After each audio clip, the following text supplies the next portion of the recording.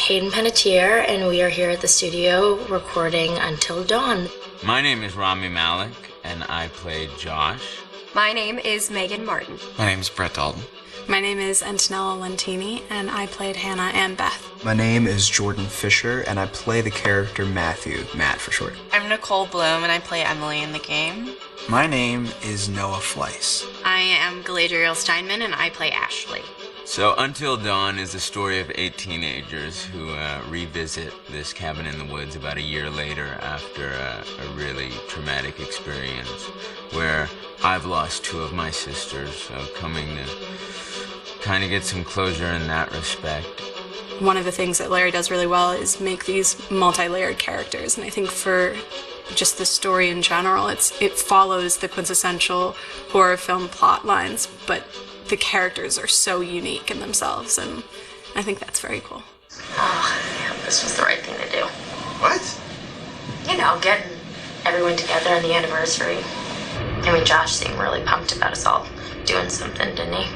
Yeah, no, he definitely did. I haven't seen him so excited about something in forever. Good, good.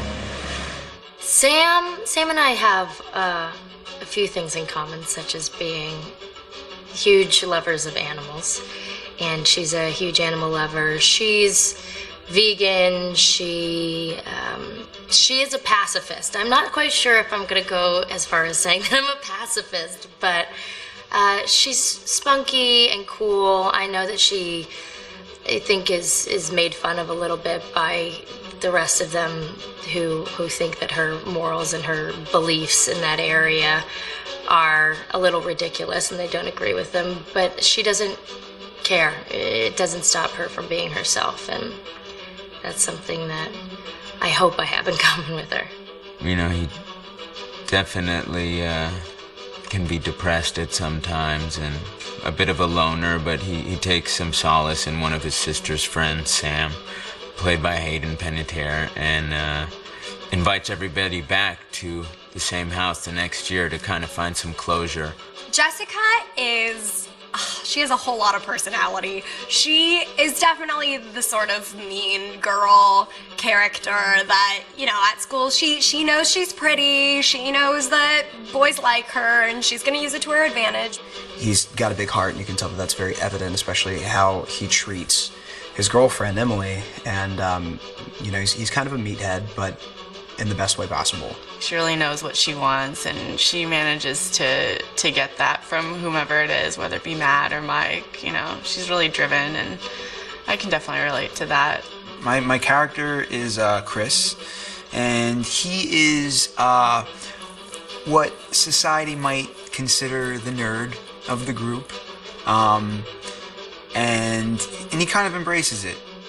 Ashley she's a little more serious than some of the other girls. She's definitely very intelligent and thoughtful. She kind of looks at the whole big picture of things. She's not quite as geeky as Chris, but they connect in a lot of ways. Mike is like big guy on campus. He's the class president who has some charm and has a brain, and I don't know, people seem to like Mike. He gets away with a lot though. He can be kind of jerky. The fact that he really just kind of wants everyone to be happy, and he's a people pleaser, and that's I can definitely attest to being, you know, that guy. I'm always the friend that wants everybody to be happy and wants everybody to be taken care of, and that's definitely Matt. But also, like, this character is just so fun. I rarely get to play the bitch, and so it was really fun to do that. The spirit of things, seriously, what's wrong with you? I'm just trying to lighten the mood, Em. Don't be like that. Like what? The way you're being, you always get like this. I just think this is just the coolest thing to be a part of, and I just think it's going to take the world by storm. I really do. I think this genre is the wave of the future, and I think that once people see the potential behind it, of getting to interact with the drama that you're witnessing unfold in such a realistic way, that this is how entertainment's going to be from now on.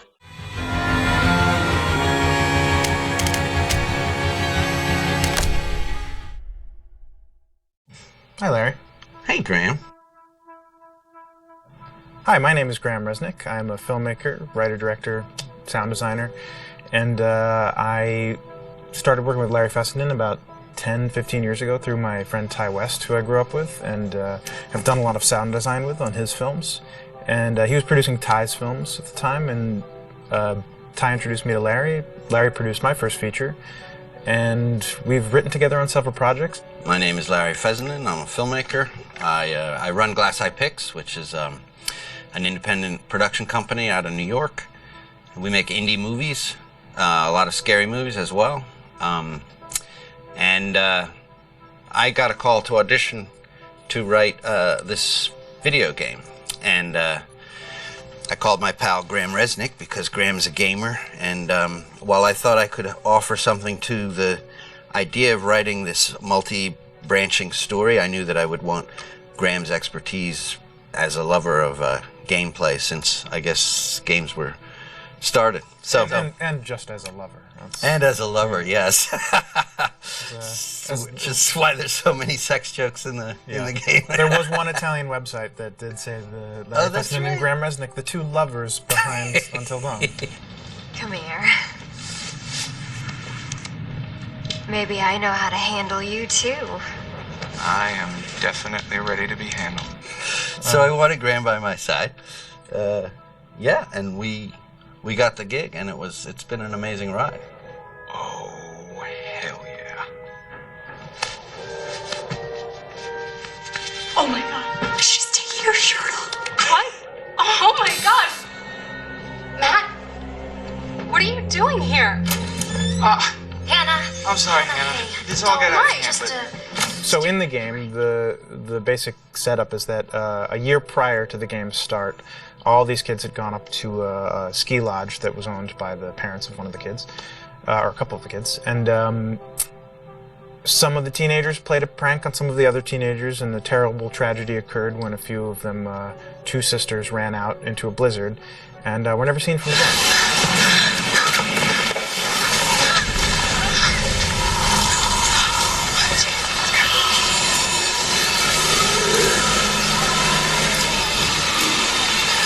So now, a year later, this is kind of torn apart, this group of friends. They've gone through some trials and tribulations in the past year. The brother of the two girls has had a lot of psychological issues, and to kind of help him cope and help them all get over it, they all returned to the lodge a year later, back up on the mountain. And the idea is to get over it, but... the healing does not begin. Yeah, and these kids are all trying to find themselves. They've been through a trauma, but in general, they're just teenagers trying to figure out who they are. So they're all kind of falling into the patterns, the stereotypes, the characters they see on TV and in the movies. I think we were very interested in taking genre tropes and kind of making them sort of refresh them.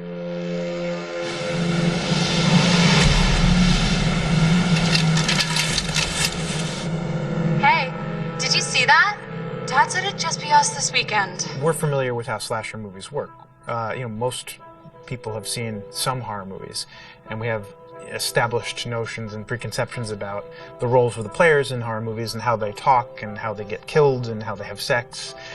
And to bring you into the game that way and then subvert a lot of those expectations was kind of our goal. They're haunted by some incident that happened in their past, which I think you pretty much figure out that that's going to have a role in their interaction.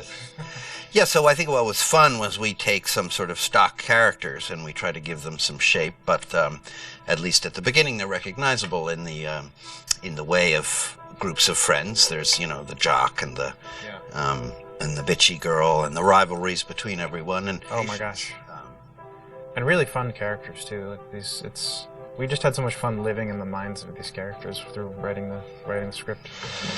What do you think? Jesus! It was fun. I think we were looking to get that kind of banter that you see both in movies, but also that you absolutely have with friends, and sort of those inside jokes. And of course, as writers and as friends ourselves, we sort of developed little tracks, and we try to give the characters that kind of vibe.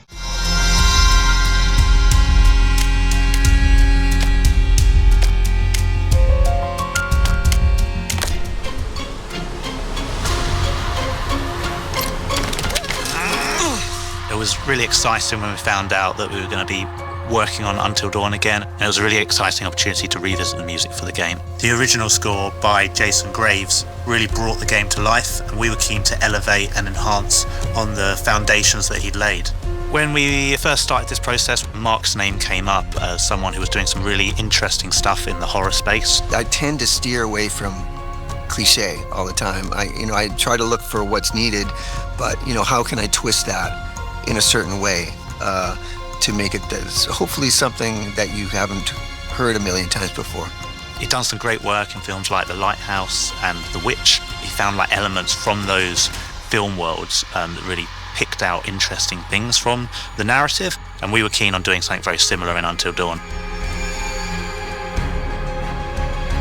One of the first things we started looking at when we started on this game was the main theme and how we wanted to update that for the title. You'll hear that from the very beginning, and it'll be introduced all throughout the game and at key moments. I think the importance for us was having something that had a real hook to it, that was really identifiable, that you would hear it in any style and in any part of the game, and you would immediately pick up, oh, this is relating to the wider Until Dawn universe. Did you see this view? I mean, holy cow. Each environment, we really wanted to create its own musical character that would go with it.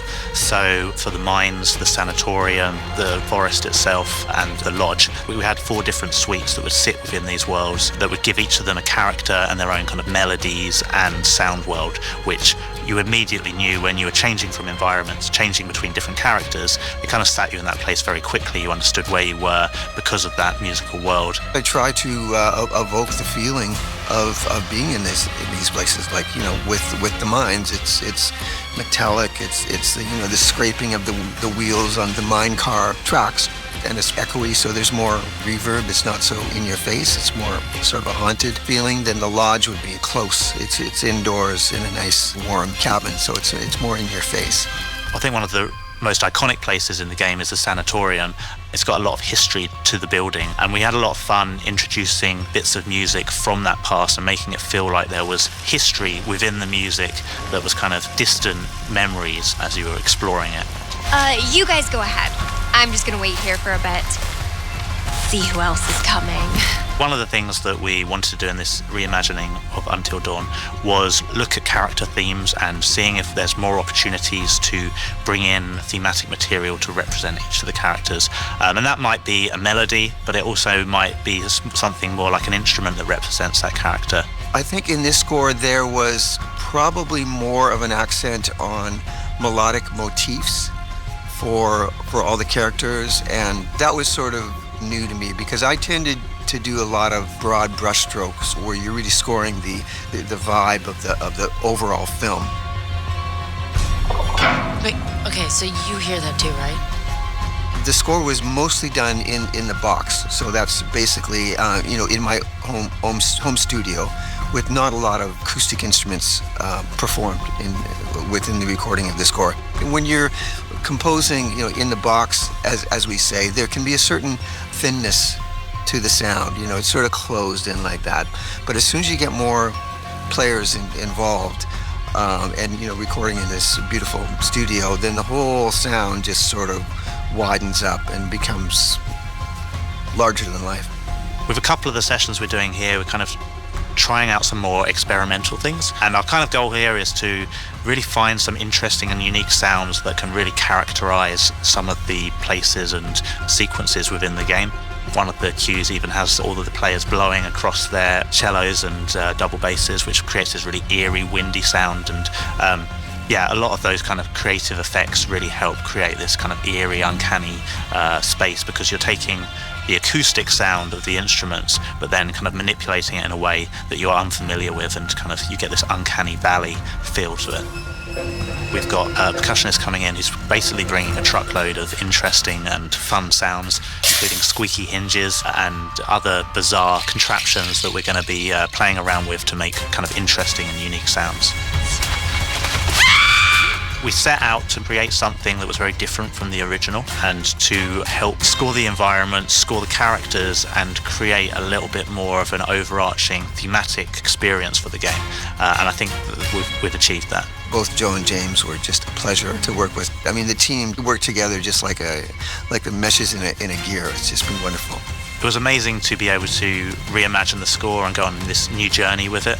I'm really excited with how it's come out, and I hope the audience enjoy it as well. This is all very, very new to me, but very, very exciting. You know, you got to shake up your world now and then.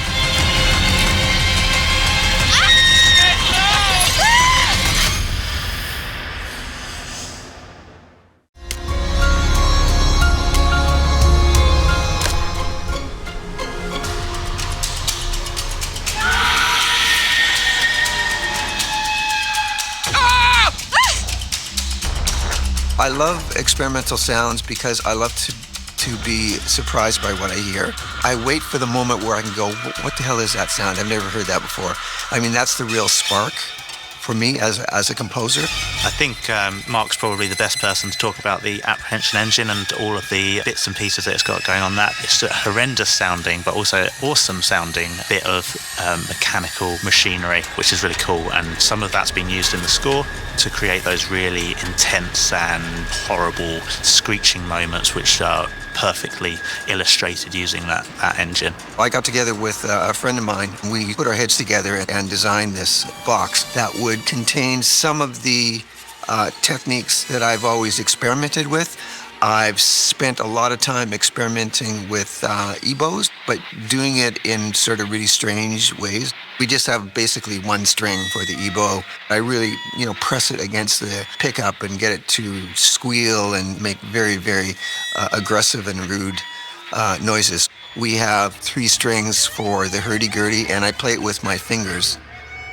And then we have some steel rulers poking out the front, and I use a glass bottleneck slide, and I would use, this is sounding pretty crazy, but I use a nyckelharpa, which is a short little bow, and I'll bow the rulers, giving them a shrieking sound. And then off to the back of it, I have these long steel rods. I call them the whack-a-whack rods. So when you flip them up and let them go, they just go whack, whack, whack, whack, whack, whack, whack, whack, whack, sort of forever. Or you can bow them. And then I have a spring reverb, which is a spring reverb from a guitar amplifier. And I play that with the EBO too, so I'll slam the EBO into it and get that to howl and squeal and give me sort of industrial sounds. Sometimes these things can be a little scary, even terrifying, but I'm here to make sure that no matter how upsetting things may get, you will always find a way to work through it.